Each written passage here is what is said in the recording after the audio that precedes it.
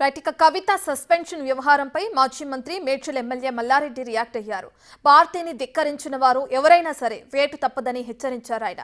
కేసీఆర్ కి కొడుకు కూతురు ముఖ్యం కాదని, ఎవరికైనా సరే ఇదే గతి పడుతుందని అన్నారు మల్లారెడ్డి. సొంతింటి వారినే ఇలా సస్పెండ్ చేయడం సర్వసాధారణమని, ఇప్పటివరకు ఎన్నోసార్లు ఇలా జరిగినట్లు చెప్పారు మల్లారెడ్డి. కేసీఆర్ దగ్గర బిడ్డైనా కొడుకైనా ఎవరైనా అంతే, పార్టీని ధిక్కరిస్తే సస్పెండ్ చేయవలసిందే. సెకండ్ ఆప్షన్ లేదు. కేసీఆర్ అంటే మీకు తెలియదు, ఆయన ఒక పెద్ద ఇది యుగ పురుషుడు భారతదేశంలోనే.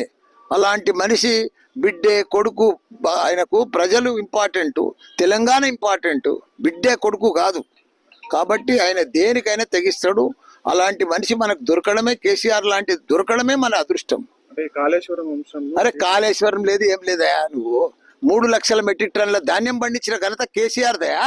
వీళ్ళేంది అంతా 3D సినిమా లెక్క డ్రామాలు ఆడుకుంటా కాళేశ్వరం అని, కూలిపోయిందని, అదని, ఇదంతా బక్వాసయా.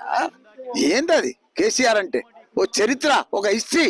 భారతదేశంలో తెలంగాణలో ఒక ఆదర్శ రాష్ట్రంగా తీసుకుపోయిండు. ప్రపంచం అంతా ఎదురు చూసింది కేటీఆర్ కోసం, కేసీఆర్ కోసం. అలాంటి మనుషులను పట్టుకొని కాళేశ్వరం అని, కేసు అని, సిబిఐ అని, ఏంటది? అది కరెక్ట్ కాదు. ఇట్లా చేస్తే ఈ సిబిఐలు, ఈ కేసులు, ఇవన్నీ కూడా ఆయన అగ్రగణం చేస్తే ఏ సీఎం కూడా పని చేయలేడు.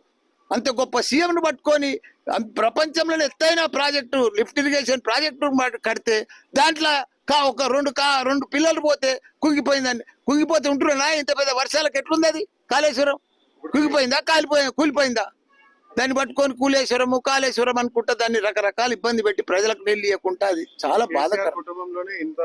అరే అవుతుందా? ఎవరి కుటుంబంలో ఉంటాయి ప్రాబ్లమ్స్, వస్తాయి. ఏ ప్రాబ్లం ఎల్లరా? దేశమంతా వచ్చినాయి. దేశమంతా సస్పెండ్ చేయలేదా?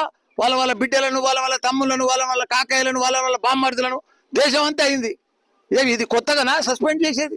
ఎవరైనా పార్టీకి ధిక్కరిస్తే సస్పెండ్ చేస్తారు. చూసుకుంటా కూర్చుంటారా ఏంది? పార్టీ అరే సొంత కూతురు ఉండరని ఎవరైనా ఉండనా? అరే చేస్తారా? అందుకే కదా సస్పెండ్ చేసింది. చూడు, కేసీఆర్ దగ్గర బిడ్డైనా కొడుకైనా ఎవరు